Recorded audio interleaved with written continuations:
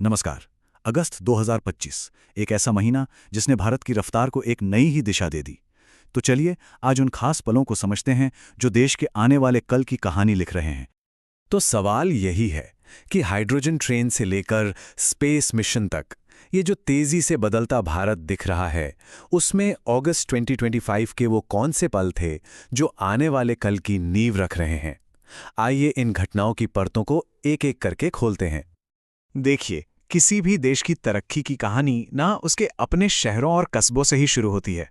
तो सबसे पहले बात करते हैं उन घरेलू पहलों की जो एक बड़े बदलाव का साफ संकेत दे रही हैं। तो इस महीने की शुरुआत हुए स्वच्छ सर्वेक्षण के नए एडिशन से। अब ये कोई मामूली सर्वे नहीं है, बल्कि आप कह सकते हैं कि ये देश भर के शहरों के बीच खुद को सबसे साफ साबित करने की एक जबरदस्त होड़ है, एक आंदोलन जैसा। और नतीजे देखिए हमारे सामने हैं। इंदौर ने तो जैसे आदत ही बना ली है, एक बार फिर साबित कर दिया कि स्वच्छता उसकी पहचान है। सूरत और नवी मुंबई भी जरा भी पीछे नहीं है। पर एक खास बात यह है कि प्रयागराज को सर्वश्रेष्ठ गंगा शहर का सम्मान मिला। ये दिखाता है कि अब नदियों के किनारे बसे शहरों में भी साफ सफाई को लेकर कितनी जागरूकता बढ़ रही है।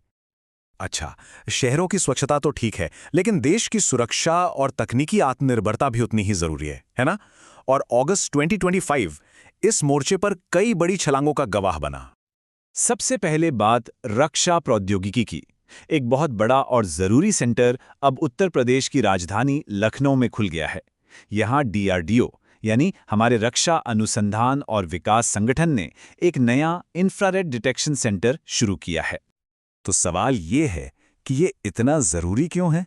देखिए, ये सेंटर सेमीकंडक्टर आधारित इंफ्रारेड डिटेक्टर बनाएगा। आसान भाषा में कहें तो ये हमारे रक्षा उपकरणों को रात के अंधेरे में और खराब मौसम में भी साफ साफ देखने की ताकत देगा। ये देश की सुरक्षा के लिए एक बहुत बड़ा कदम है। और डिफेंस सेक्टर से एक और बड़ी खबर आई, प्रलय मिसाइल के सफल परीक्षण की। ये एक क्विक रिएक्शन टैक्टिकल मिसाइल है, मतलब ये दुश्मन के ठिकानों पर बिजली की तेजी से और एकदम सटीक हमला कर सकती है। हमारी सैन्य ताकत को इससे जबरदस्त बढ़ावा मिलेगा। चलिए अब रक्षा से हटकर परिवहन के भविष्य की बात करते हैं। भारतीय रेलवे ने चेन्नई में देश के पहले हाइड्रोजन कोच का ट्रायल पूरा कर लिया है।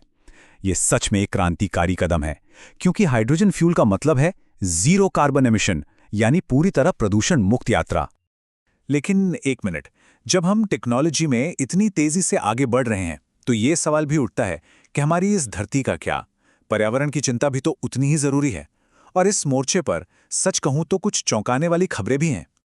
इसी महीने ग्लोबल वेटलैंड आउटलुक 2025 रिपोर्ट जारी हुई और इसके नतीजे वाकई गंभीर हैं।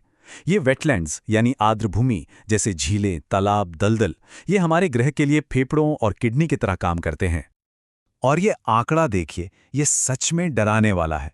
1970 से लेकर अब तक हम दुनिया की 35% आर्द्र भूमि खो चुके हैं। ये सिर्फ एक नंबर नहीं है, ये एक सीधी सीधी चेतावनी है कि हम कितनी तेजी से अपने कुदरती खजानों को खत्म कर रहे हैं। और हवा में जो प्रदूषण है, उसकी पहेली भी काफी उलझी हुई है। एक नई स्टडी वायु प्रदूषण के खास किस्म पर रोशनी डालती है, जिसे कहते हैं सेकेंडरी PM 2.5। ये वो प्रदूषण है जो सीधे गाड़ियों या फैक्ट्री से नहीं निकलता, बल्कि हवा में मौजूद गैसों के आपस में मिलने से बनता है। और इसमें सबसे बड़ा यानी 50% हिस्सा अमोनियम नाइट्रेट का है। ये जानकारी हमें प्रदूषण की असली जड़ से लड़ने में मदद कर सकती है। तो देश के अंदर की चुनौतियों और सफलताओं के साथ साथ 21वीं सदी में भारत की भूमिका ग्लोबल स्टेज पर भी तय हो रही है। तो चलिए देखते हैं कि दुनिया में भारत अपनी जगह कैसे मजबूत कर रहा है। हिंद प्रशांत क्षेत्र, जो दुनिया के सबसे व्यस्त समुद्री व्यापार मार्गों में से एक है, वहां सुरक्षा और सहयोग बढ़ाने के लिए एक बड़ा कदम उठाया गया। क्वाड देशों यानी भारत, जापान, अमेरिका और ऑस्ट्रेलिया ने मिलकर सी ऑफ शोर मिशन लॉन्च किया है। इसका सीधा सा लक्ष्य है इस पूरे इलाके में आपसी तालमेल को मजबूत करना। कूटनीति के मोर्चे पर भारत की साझेदारी लैटिन अमेरिका तक मजबूत होती दिखी। प्रधानमंत्री की ब्राजील यात्रा काफी अहम रही। वहां द्विपक्षीय बातचीत के बाद संस्कृति और पारंपरिक चिकित्सा जैसे क्षेत्रों में खास समझौते हुए। ये समझौते दिखाते हैं कि दोनों देशों के बीच रिश्ते सिर्फ आर्थिक ही नहीं, बल्कि सांस्कृतिक रूप से भी कितने गहरे हो रहे हैं। तो इस पूरे विश्लेषण का सार क्या निकलता है? अगस्त 2025 ने ये दिखाया कि भारत एक साथ कई मोर्चों पर आगे बढ़ रहा है।